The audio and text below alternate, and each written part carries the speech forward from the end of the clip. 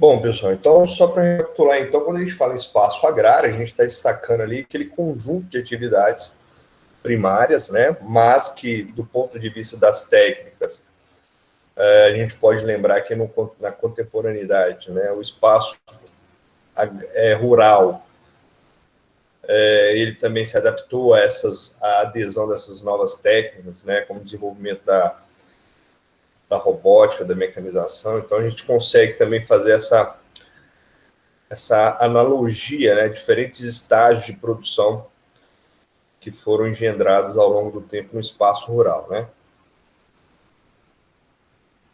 Uma questão que é muito importante lembrar que as atividades agrícolas, elas vêm até o século XVIII, né? Elas eram base do desenvolvimento do capitalismo, né? Então, o capitalismo primário, o capitalismo comercial, né?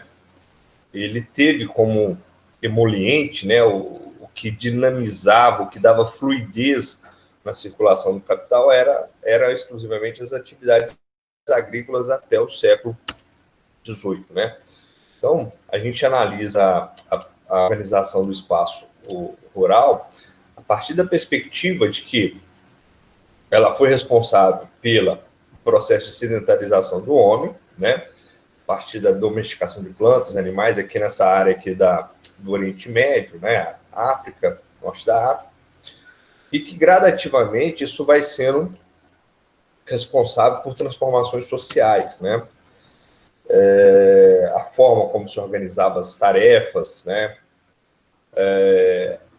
Depois o processo de aglomeração de pessoas, né? A formação das primeiras cidades. Então, isso tem uma relação direta com o espaço rural, né? Bom, quando a gente chega ali no século XV, né? A gente entra numa nova fase produtiva econômica, né? Onde a gente vai ter em paralelo ali a crise do sistema feudal e o avanço do capitalismo comercial, né? A gente tem que entender que essas demandas, essas novas formas de estruturar a sociedade, vai ter como característica principal, né,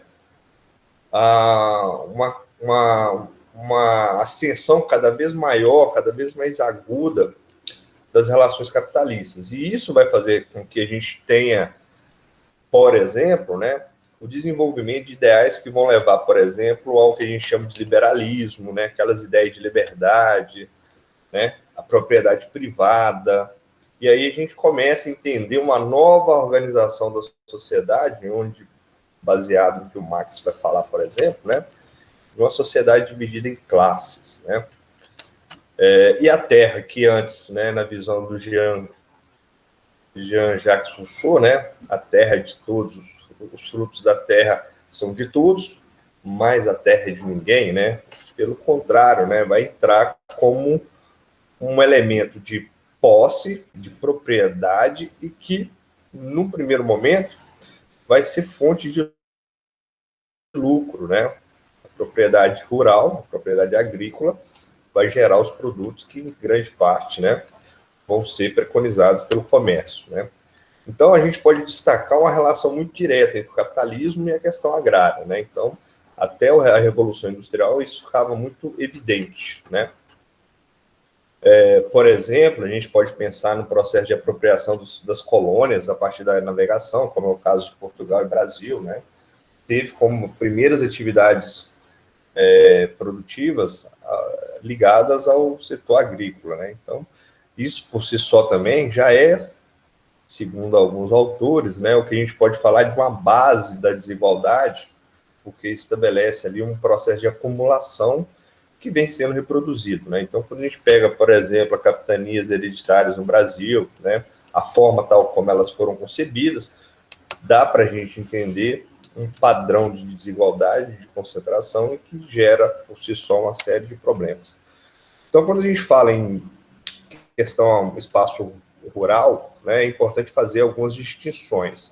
Isso é muito importante a gente lembrar, né? Então, a questão agrícola, basicamente, está ligada à questão da produção, né? O que, como, de que forma se produz. Basicamente, isso está diretamente ligado à questão agrícola. Agora, a questão agrária, né, ela já vai ter uma pegada diferente, né? Então, a questão agrária, ela já vai estar ligada às transformações, a forma como o modo de se dá as relações de produção, né? Na questão, por exemplo, da questão fundiária, distribuição de terra, né? Se é mais ou menos concentrado. Então, isso já entra na visão do Graziano da Silva, essas duas distinções, né? Sempre que a gente pensa em espaço rural, é preciso lembrar dos fatores naturais. Que relação a gente vai ter com os espaços, com os fatores naturais no que tange a produção agrícola, né? Então, por mais tecnológica que se tenha hoje, né, métodos ultramodernos de produção, infelizmente ou felizmente, né, depende da perspectiva, a gente tem que fazer uma análise da importância dos fatores físicos e naturais no que tange a possibilidade de produção agrícola, né? Então, fatores como relevo, solo, clima, disponibilidade hídrica, tudo isso é inerente à questão agrícola, por mais avançada que for que seja, né? Então, essa é uma distinção importante aí, a capacidade de integrar, né, de relacionar os elementos físicos naturais à produtividade agrícola, ok? Então, esse é um detalhe importante aqui. Então, hoje, as áreas de agronomia, né, zootecnia, essas áreas de engenharia de pesca, entre outros, elas têm uma relação, têm domínios de conhecimentos de elementos inerentes, por exemplo, ao clima, ao solo, né, entre outros, tá? A questão, né, dos fins, né, quais seriam os objetivos de ter as atividades agrícolas, né? Então, a gente pode pensar que hoje a atividade agrícola ela vai além da mera produção de alimento.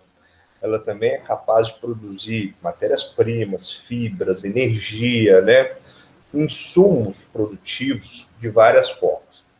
Então, hoje, a agricultura ela vai além da produção de alimento. Apesar de que, né, no final a gente vai destacar isso, há uma questão importante no que diz respeito à integração do setor agrícola, né, ou do setor agropecuário, melhor dizendo, com o capital, integrando isso à indústria e à exportação de commodities, né? Eu vou falar disso daqui a pouquinho, tá? E eu acho que vocês já devem saber, ter a capacidade de diferenciar, né, o que é agricultura, o que é pecuária.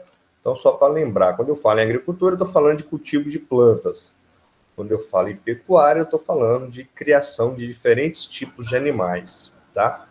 Então, quando lida diretamente com algum animal, a gente associa-se à questão da pecuária, né? A produção de carne, né? Isso aqui é uma coisa que eu complementei aqui nessa apresentação. Ela tem crescido de forma estável, né? A gente tem o desenvolvimento de técnicas de manejo, né, de gado que vem sendo desenvolvido. Então, do lado esquerdo aqui a gente está falando de um manejo intensivo, né, o gado em confinamento. Aqui já é muito comum no Brasil esse modelo de gado solto em regime extensivo de pastagem, né. O que eu queria acrescentar nessa discussão, galera, é que muita gente às vezes se associa esse modelo aqui, tal como é o caso do Brasil aqui, como uma forma de produzir de maneira mais rústica, mais rudimentar. E não necessariamente a gente pode pensar nisso, tá? Porque a produtividade desse tipo de atividade no Brasil ela é muito alta, tá? Então a gente consegue agregar aqui alguns elementos do ponto de vista tecnológico. Por exemplo, a gente pode pensar que esse gado ele tem uma questão que vai desde a vacinação, desde o controle de engorda, de monitoramento e tal. Agora, a forma como ele é criado, aí a gente tem que ter essa distinção, né? No senso comum, no caso aqui, fala-se que esse modelo de confinamento ele é moderno, desenvolvido, etc. e tal. Ué, mas em termos de produtividade, dependendo da situação, né, a gente pode também pensar que a agricultura intensiva ligada ao grande capital tem suas também características de elemento mais moderno, digamos assim, né? Outras formas de produção, por exemplo, o bicho da seda, a rã, a aquicultura, né, também são formas de produzir. Sempre que a gente fala em espaço agrário... Oi. Pergunta do Ítalo se a pecuária extensiva não gera mais impacto. Bom, de certa forma, todas as duas aqui, elas vão ter impacto, tá? Mas a gente pode notar que essa extensiva, ela gera um impacto significativo. Vamos pensar aqui. Você tem um desmatamento, né? Então, imagine que aqui é uma área da Amazônia Meridional. Você derrubou árvores que faziam a captação de carbono, árvores que presenteavam a sociedade com serviços ambientais do tipo preservação de solo, conservação da biodiversidade, evapotranspiração, retenção de carbono, preservação de solos. Então, quando você corta essa árvore para fazer pastagem, tal como é aqui, você automaticamente perde todos esses serviços ambientais e, de quebra, você potencializa a liberação de carbono do solo, você potencializa aumento do aquecimento global por causa do metano decorrente do gado, você gasta mais água, você perde água e gasta mais água, enfim, você gera uma série de impactos ambientais e é importante fazer essa leitura também, beleza? Deu para entender aí, Ítalo? Deixa eu ver aqui nos comentários se tem mais alguma pergunta. Tranquilo? Beleza. Bom, e aí entra esses conceitos aqui também que eu acho que é importante a gente recapitular. Então, quando a gente fala em estrutura fundiária, a gente está falando do tamanho, da morfologia, né, da distribuição da terra. Só para a gente pegar dois exemplos aqui, o brasileiro e o europeu. Na Europa, tem um predomínio de agricultura, de distribuição de terra, onde a gente vai ter lá a presença de pequenas e médias propriedades, né? Lembrando também que a Europa tem uma população predominantemente urbana e tal, né? Em função daqueles processos históricos. A questão da produção agropecuária, né? Então, basicamente, ela vai estar ligada ao espaço rural, né? Onde você vai ter atividade ligada ao setor primário, né? E os países, por exemplo, mais ricos vão ter uma população, uma peia menor nesse setor. Os países mais pobres, como os países africanos, vão ter a população economicamente ativa em maior quantidade ligada a esse setor, né? E também é muito falado sobre as relações de trabalho, né? Então, lembrando daquela aula de sociologia, a gente pode falar que trabalho, né, tem a ver com a condição de produção, né, de desenvolver, de criar algo, e do outro lado a gente tem a questão do emprego, que é aquela forma de garantir a sobrevivência por meio da troca, né, da mais-valia, em detrimento de um salário, tá? Então, dentro dessa questão da sociologia do trabalho, especificamente falando dentro do espaço rural, a gente pode pensar que a gente tem diversas formas de relações de trabalho. Então, a gente pode pensar na mão de obra familiar, né, aquele pequeno agricultor que tem uma fazenda, um sítiozinho que vai produzir de tudo usando a sua família, né? Você tem os poceiros, né? Você tem a parceria, você tem os arrendatários, né? Você tem o trabalhador assalariado. E, infelizmente, é muito comum a gente escutar trabalho análogo à escravidão, né? Recentemente, semana passada, melhor dizendo, mais um grupo de trabalhadores agrícolas foi liberto de uma fazenda aqui no estado de Minas, mais especificamente na região de Machado, região esta que já teve eventos de chacina. Fiscal do Ministério do Trabalho já foi assassinado por fazendeiros, né? Então, a gente também pode pensar na problemática do trabalho análogo à escravidão, que é uma realidade no Brasil, infelizmente, e, por sinal, é muito comum no espaço rural, tá? Então, fica a dica também desse tema aí para a gente discutir. Bom, uma coisa importante é que, de acordo com o paradigma tecnológico que a gente vive em outras áreas de conhecimento, isso também é incorporado ao espaço rural. Então, a gente pode distinguir dois modelos bem diferentes de produção agrícola. Aquela intensiva, onde você tem um grande capital, onde você tem agrosistemas motivados pela produção de matérias-primas e de commodities, né, ou seja, produtos voltados para o mercado externo, como soja, milho, a própria cana-de-açúcar, né? De acordo com a inserção desse modelo agrícola ligado ao grande capital, então ela vai absorver tudo que tem de mais moderno para poder facilitar o processo de acumulação de capital.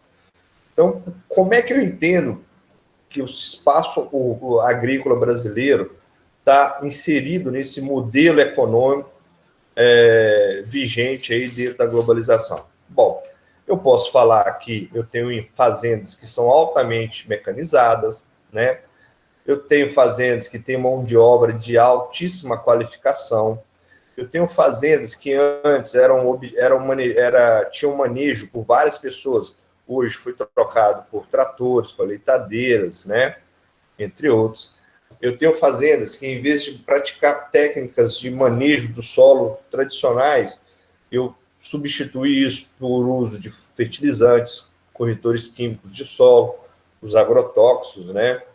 Entre outros. Eu uso sementes geneticamente modificadas, ou até mesmo o uso cada vez maior de técnicas ligadas à biotecnologia, né, engenharia genética, entre outras, e a integração desse modelo de produção, né, à indústria e à exportação.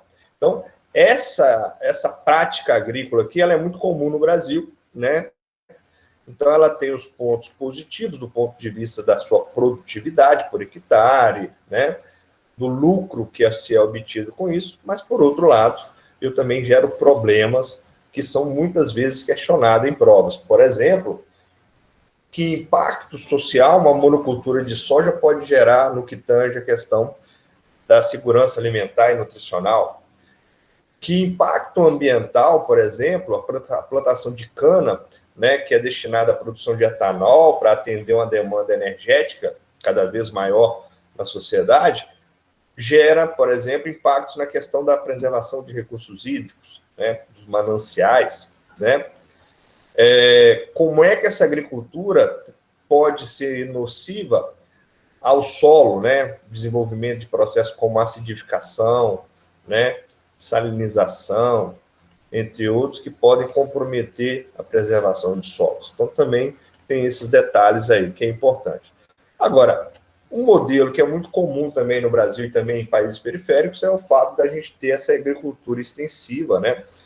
Que vive à margem do capital, né? Que muitas vezes utiliza-se técnicas rudimentares, tradicionais, que podem não contribuir com a produtividade, né? Você tem uma demanda muito grande de mão de obra, é um modelo agrícola que é muito subordinado à questão climática, né? As intempéries ambientais interferem muito nisso aqui, porque, diferente daquela agricultura intensiva, o cara tem sistema de monitoramento meteorológico, né? Climático, tem toda uma série de conhecimentos técnicos que vai fazer ficar menos dependente das intempéries climáticas. Agora, essa aqui não. Essa aqui, provavelmente, o cara vai saber se vai chover ou não se o calo dele começar a doer, né?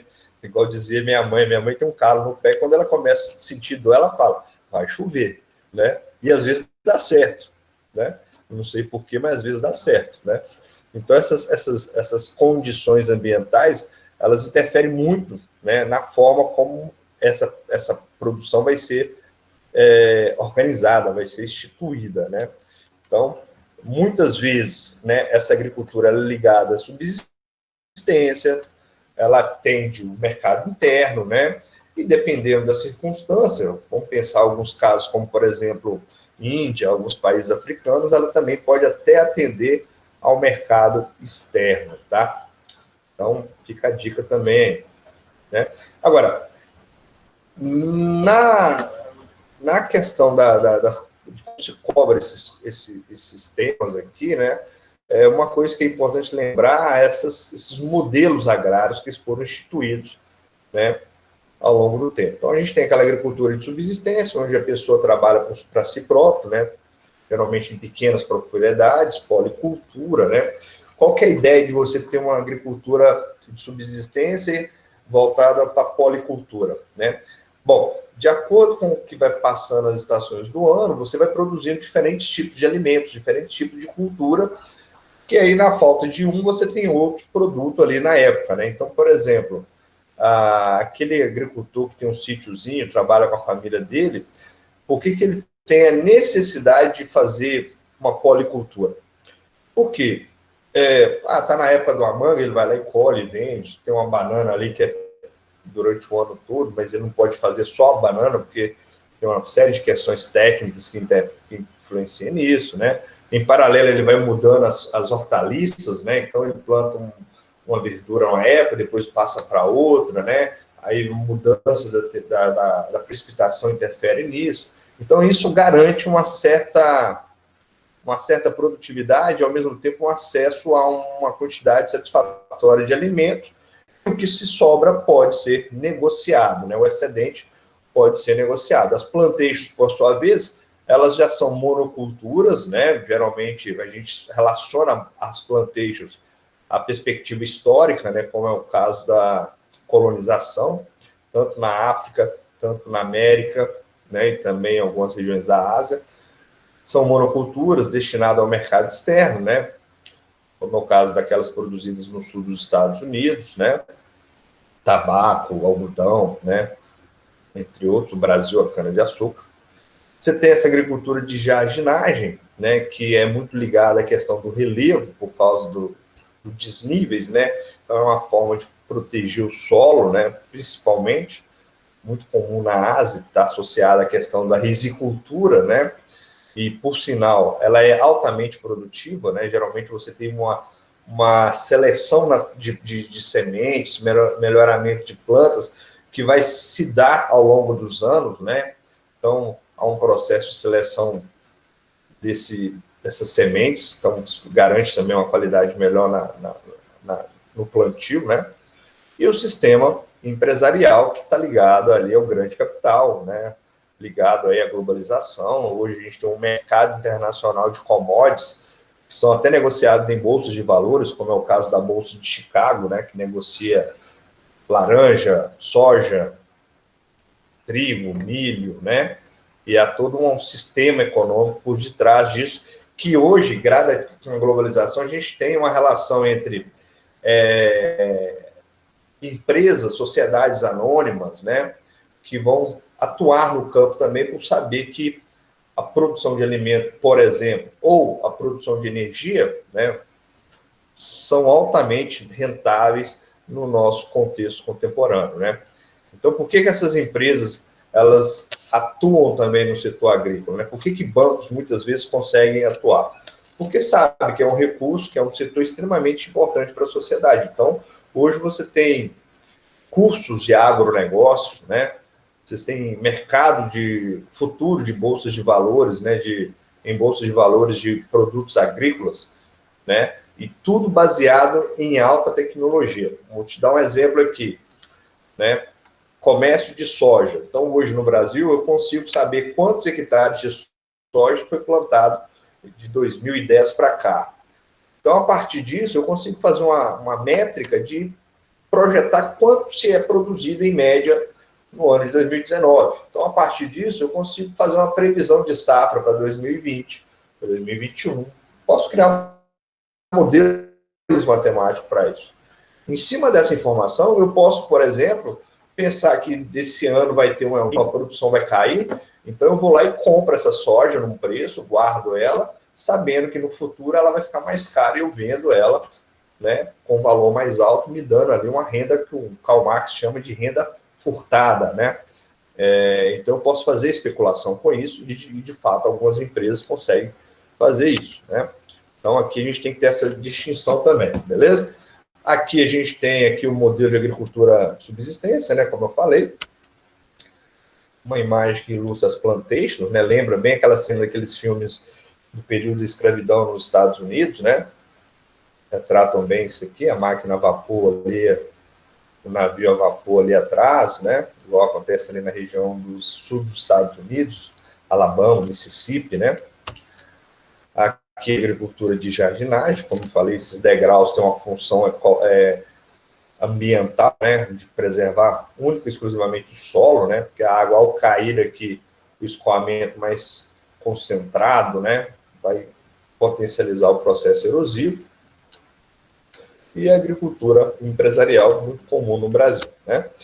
Aqui outro exemplo de agricultura tem crescido muito, e aí a crítica que se faz é o uso massivo de água, né? 70% da água doce é usado em empreendimentos agrícolas como esse, e aqui essa imagem de uma agricultura irrigada na Jordânia, né? Até a capa de um livro que eu tenho aqui, e é interessante a gente notar que você tem essa percepção dessa revolução aqui, mas ao mesmo tempo o custo ambiental disso é muito alto, né? E muitas vezes aquela bacia hidrográfica que antes já era suscetível, né, a um processo de degradação por causa do clima semiárido, entre outros processos, ela fica mais vulnerável ainda por causa da drenagem de águas, né, para poder desenvolver a irrigação, né? Então, a gente tem esse detalhe que é muito importante também pensar.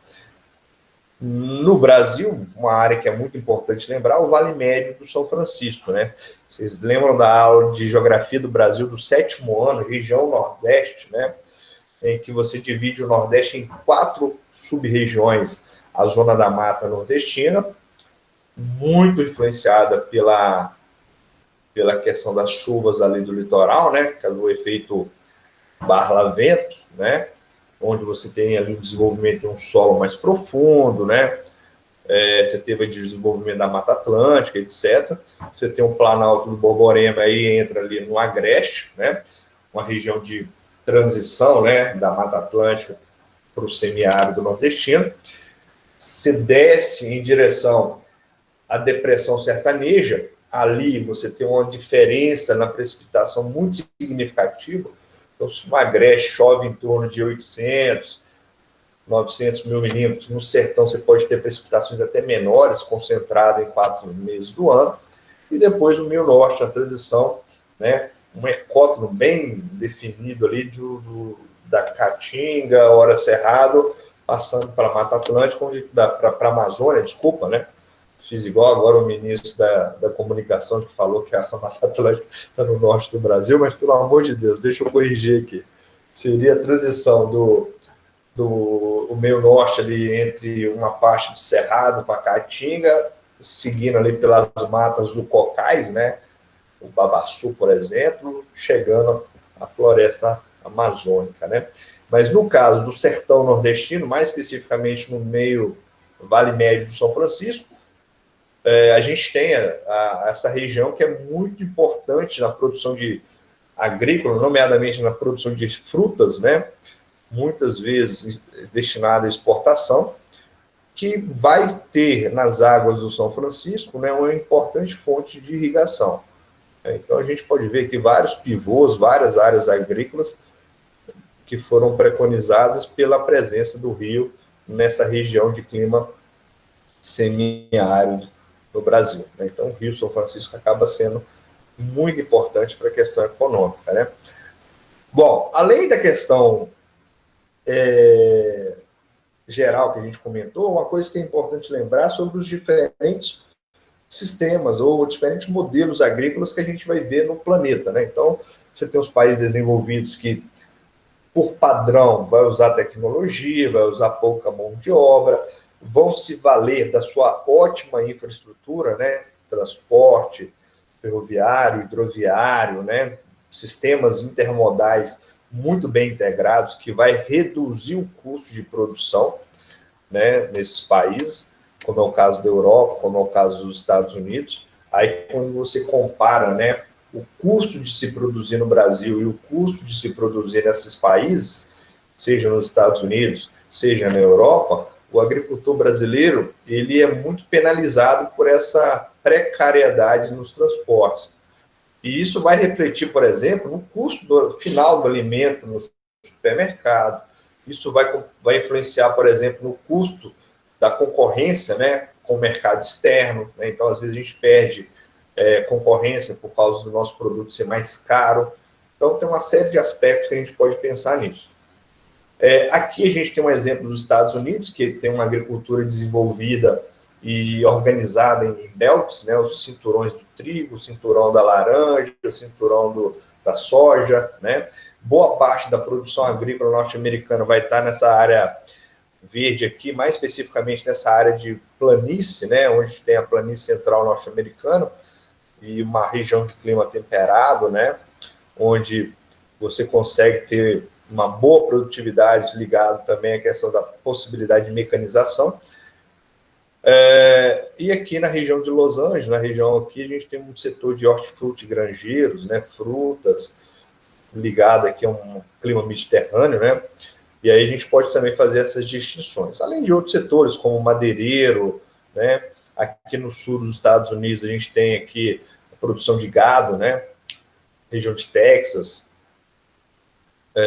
também é importante destacar isso, né, e aí é um modelo agrícola muito interessante. Uma coisa que eu gostaria de destacar em relação aos Estados Unidos, e também pode ser aplicada ao Brasil, a China, a Rússia, a Argentina, o México, é o uso das sementes transgênicas, tá?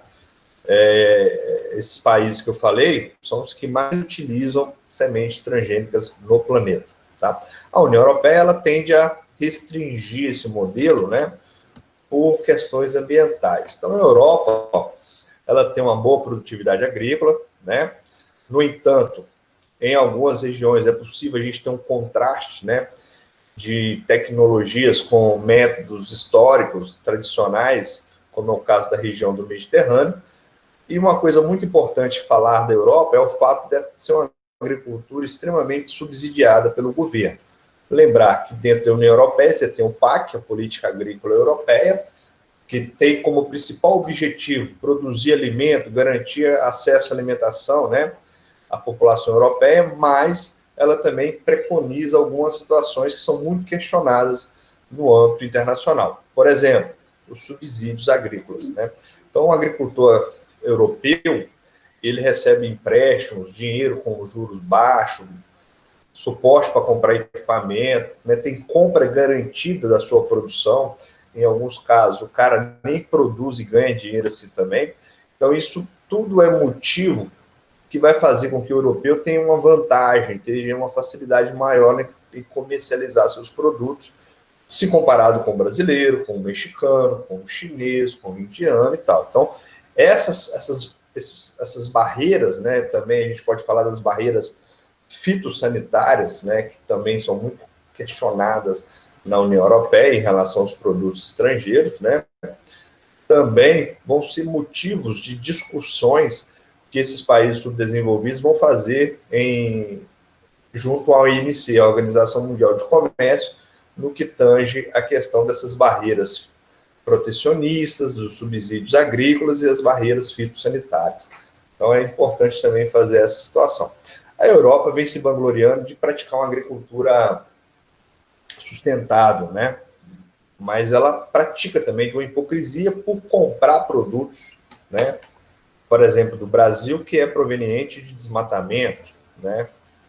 Então, tem essas discussões que também podem ser cobradas, e aqui deixo um link aqui sobre uma matéria que fala sobre isso, né? Sobre a questão técnica também, a gente tem que reforçar a questão do papel da Revolução Verde. É muito importante a gente contextualizar essa Revolução Verde, galera. Quando a gente fala em Revolução Verde, a gente está falando ali por volta da década de 60, que não por acaso a gente está vivendo ali o início da terceira Revolução Industrial. Você tem uma apropriação de várias tecnologias, de várias descobertas científicas, né? E dentro desse contexto agrícola vai surgir um movimento que vai defender a adoção de um conjunto de pacotes tecnológicos, de novos insumos, que vão ser praticados na agricultura com o objetivo de produzir mais alimento e diminuir a fome, principalmente nos países periféricos, tá? Mas o que vem a ser esses conjuntos de equipamentos, de tecnologias e de insumos? O primeiro que eu gostaria de destacar é o papel da química nesse processo. Tá? A química, enquanto evolução científica, tecnológica, ela vai ter um peso muito preponderante na Revolução Verde. Por quê? a gente começa a usar mais agrotóxicos, a gente começa a usar fertilizantes químicos, e isso tem como consequência positiva o aumento da produtividade, né? Então, isso começa a se tornar mais evidente. Em paralelo, a gente vai ter a incorporação da biotecnologia, né, da engenharia genética. Logo em seguida, a gente destaca os alimentos transgênicos, os produtos transgênicos, né, os organismos geneticamente modificados, né. E, atualmente, a gente entra na indústria 4.0, mas que também chega ao campo, onde a gente vai notar, né, a incorporação de novas tecnologias, robótica, drone, sensores, né, imagens de satélites, a internet das coisas, né? Tudo isso está dentro desse pacote também que vai chegar nessa nova revolução agrícola ligada ao desenvolvimento da ciência e da tecnologia, né? Então, a gente pode usar aqui como exemplos essas ilustrações que estão aqui presentes, né? Bom, os transgênicos, é sempre bom lembrar dos pontos positivos de quem defende e dos pontos negativos de quem é contra, né? Então, a gente fala de criação de organismos que podem se valer de uma transgenia, onde você tem adição de um gene, de uma espécie diferente, né? Não sexualmente compatível, né? Então, eu poderia estar falando da mistura de uma salamandra com um sapo, né? Um exemplo. Ou um processo cisgênico, né? Onde você tem aqui o que é muito baseado na agricultura tradicional, daquela enxertia, né? Você pega uma espécie de limão e incorpora ele com um limão de uma outra espécie e faz um cruzamento ali que pode desenvolver um produto que a gente chama de produto híbrido, né? O híbrido seria essa mistura aí. Agora, a adoção desses alimentos transgênicos pode gerar problemas de saúde, alergia, entre outros problemas, né?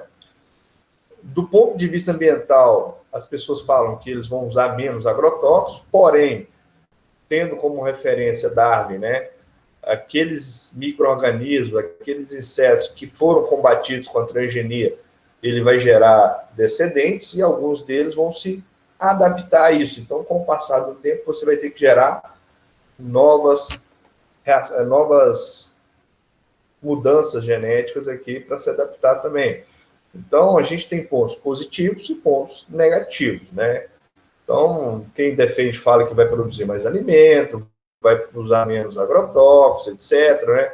Tem gente que vai falar que pode incorporar vitaminas e tal, mas quem fala contra vai falar do câncer, da alergia, né? Da mutação das pragas, entre outros.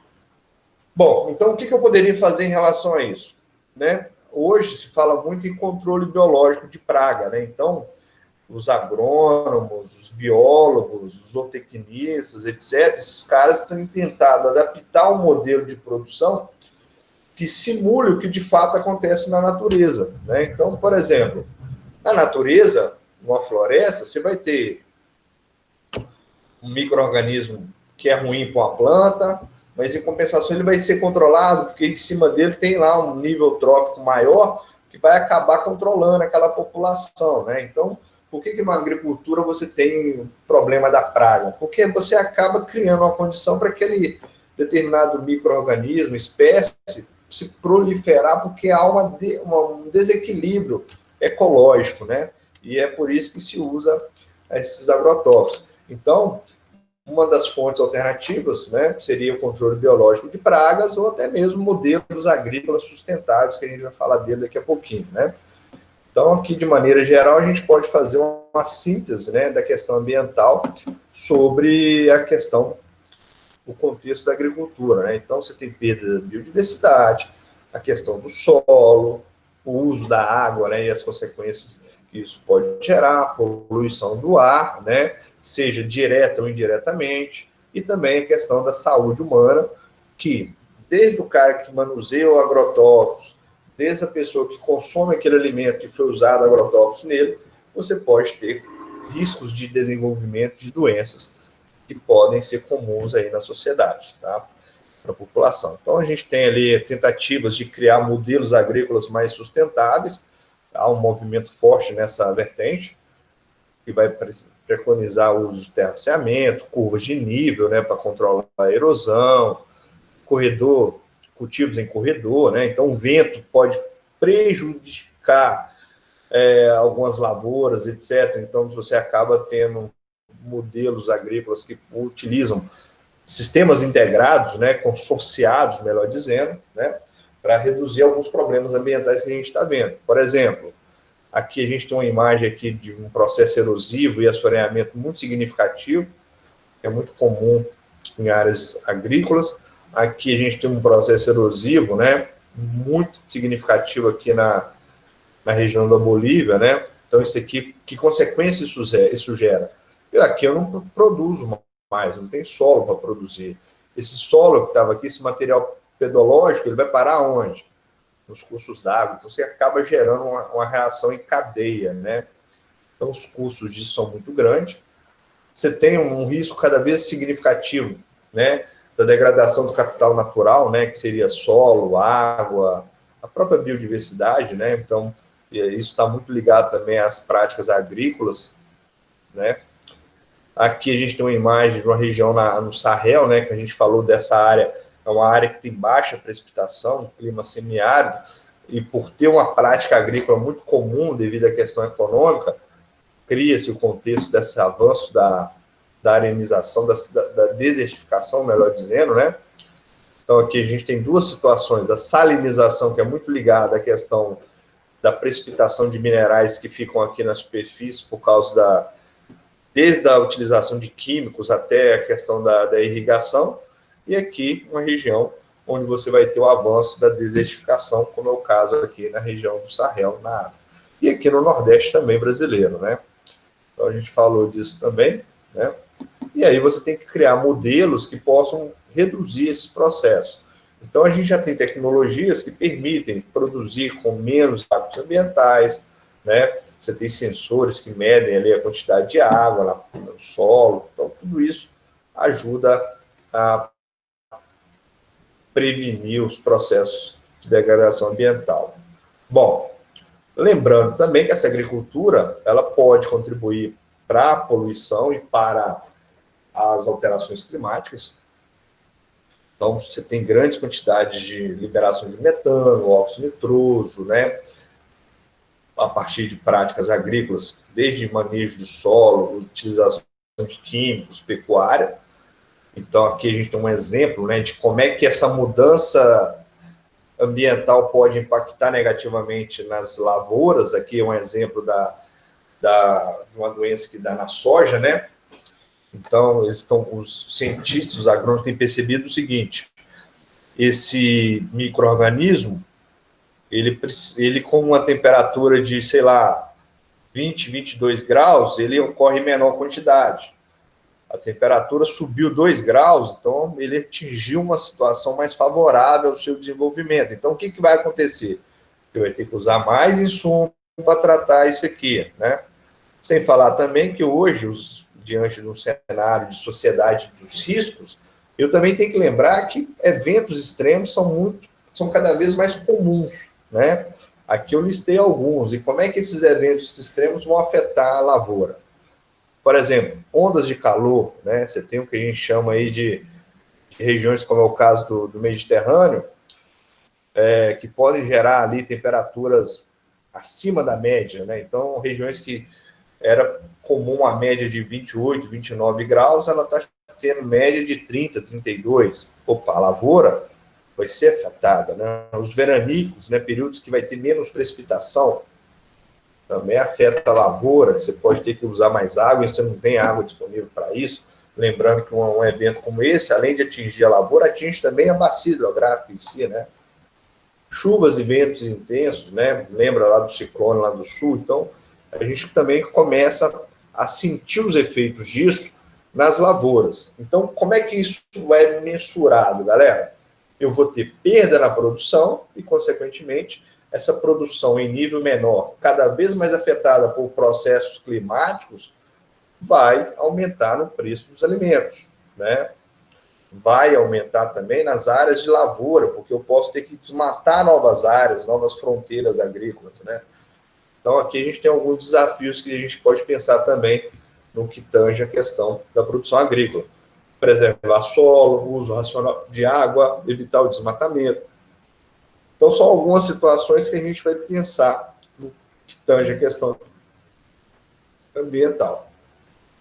Não sei se vocês lembram, mas é cada vez mais comum o desenvolvimento de técnicas sustentáveis. Aqui a gente tem um exemplo da Sintrópica, né, que é muito ligada à questão da produção de lavouras de curto, médio e longo ciclo. O que, que é isso? Né? Então, numa fileira eu planto uma hortaliça, que vai ser colhida com um mês, dois. Em paralelo a ela, eu coloco legumes que vão demorar mais tempo para produzir. Próximo, eu coloco árvores frutíferas, que vão demorar um tempo um pouco maior. E depois eu coloco até árvores que vão demorar anos para começar a produzir, atingir o que a gente chama de clímax ecológico dela.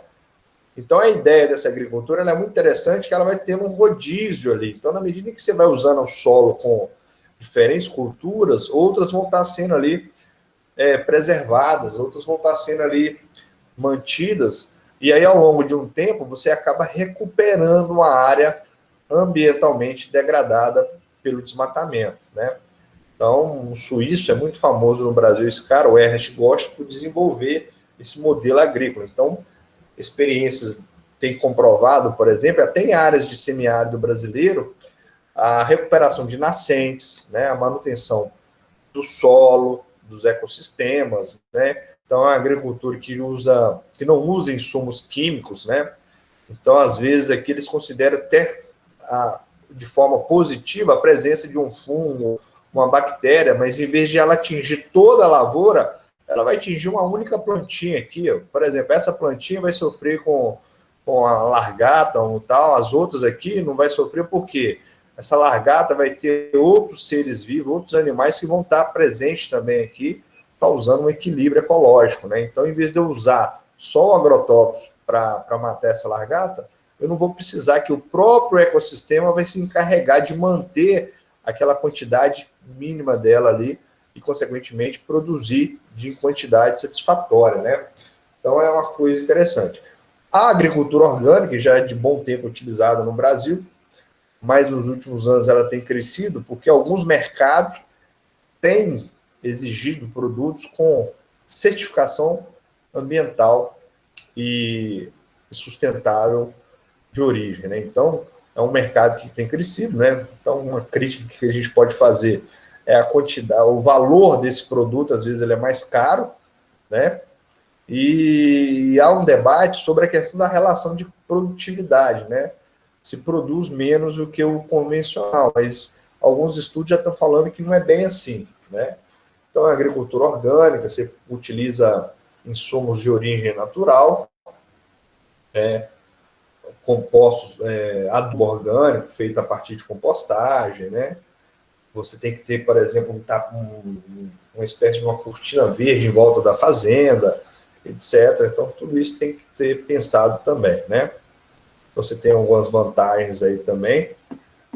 E um modelo que é muito comentado também no Brasil, por ele envolver, além da questão da prática agrícola em si, mas também ela se apropria de valores, ela se apropria de saberes de povos tradicionais, né? Por exemplo, o conhecimento de povos indígenas, populações ribeirinhas, quilombolas, carregam, né? A produção voltada para a manutenção de sementes crioulas, sementes que são guardadas pelos fazendeiros, pelos agricultores, pelos índios, né? Enfim, tem todo um conjunto, né, de dimensões que são incorporadas, é a questão da agroecologia, né? Então, ela tem uma importância que ela visa a produção de alimento para garantir a nutrição satisfatória. Então, às vezes o cara se interessa em fazer uma pesquisa nutricional no Nordeste e vai entender por que o cara come o jatobá, por que o cara consome determinadas plantas da caatinga, como alguns cactos, a própria palma, né? E aí ele vai entender que aquele conhecimento que aquele sertanejo tem de consumir aquele determinado tipo de alimento, né, de fazer um determinado tipo de beneficiamento daquela planta, daquela fruta, daquele legume, vai garantir para ele, além da sobrevivência, mas ao mesmo tempo ele vai ter uma saúde controlada por essas práticas, né? Igual o nordestino consome muita abóbora, né? O girimum. Então, qual a importância nutricional, né? Aí você compara o nordestino que não tem diabetes, que não tem problemas glicêmicos, etc., e um cara que mora no centro de São Paulo, que está acostumado a comer comida industrializada todo dia e tem altos glicêmicos totalmente alterados. Então, isso tem a ver com a questão do conceito de agroecologia, né? A questão da economia solidária, de você produzir e possibilitar a sustentabilidade do indivíduo, né? Manter a saúde, né? O direito à cidade, uma vez que a agroecologia entende que a produção dela também é voltada para a cidade, né? Depende de energia externa a ela, né? A questão da comunicação e da cultura, como é que eu posso relacionar isso? Os saberes, né? A questão de você pensar, por exemplo, na importância de um povo indígena, o conhecimento em etnobotânica, né? O consumo de determinadas plantas que podem ter ali propriedades nutricionais interessantes, né? E principalmente a questão de gênero, né? A igualdade ali, porque a mulher tem um peso preponderante, a questão tanto da nutrição, da segurança alimentar, mas também da questão econômica, né? E da reprodução de valores, de saberes em função da sua dinâmica no que tange a questão da socialização, principalmente dos filhos, né? Então, tem uma série de questões que podem ser abordadas em cima desse conceito aí, tá? Aqui a gente comenta também a questão do setor de pesca, né? Que algumas pessoas não falam muito disso, mas eu acho interessante, que a pesca é um mercado importante, principalmente na Ásia, né? Fonte de proteína, aí a gente pode integrar a relação do mar, dos oceanos em torno disso, né? O Brasil tem uma costa gigantesca, mas nem tão pouco ele é utilizado da maneira que poderia ser, né? O mercado de pesca no Brasil ele é pequeno, irrisório, se comparado com outros países, né? Então a gente tem essas discussões, e além do fato de diferentes tipos de pesca, né? Você tem a pesca de captura, que é quando o navio utiliza de redes e vai arrastando ali, capturando diferentes espécies, e a questão das fazendas de piscicultura, né? Como é o caso dessa imagem que vocês estão vendo aqui, onde você tem vantagens, né? O peixe engorda menos tempo e tal, mas você tem a questão ecológica, econômica e ambiental. Por exemplo, você tem que usar ração, essa ração vem da agricultura, né? E aí você acaba gerando um impacto, enfim, tem toda uma teia de relações que é bom pensar também em cima disso, né? Então a gente tem muito que crescer nessa parte, né? O Brasil tem toda essa discussão da Amazônia Azul, que é aquela área de exclusividade econômica brasileira, né? Ligado à questão dessa mancha mais escura aqui, que ela é muito lembrada em torno do pré-sal, né? Por que o Brasil tem exclusividade no pré-sal aqui? Porque é uma lei internacional que garante até 300 quilômetros a exclusividade econômica do país aqui litorâneo, né? Você pode ver essas ilhas aqui de São Pedro, de São Paulo, que tem um círculo em volta dela, né? Então, isso aqui faz você lembrar, por exemplo, daquela discussão da China, do Japão, da Coreia, do Vietnã, das Filipinas, daquelas águas do Mar do Sul da China, né? Onde você tem aí a China construindo ilhas artificiais e apropriando-se dela, porque sabe que se botar um ponto ali, uma ilha, 300 quilômetros em volta dela, tudo que tem ali é a exclusividade dela, e além da questão geopolítica, né? Então, também a gente pode pensar nisso aí, no que tange a questão geopolítica e relacionar com alguns temas aqui propriamente dito, né? Beleza? Dúvidas?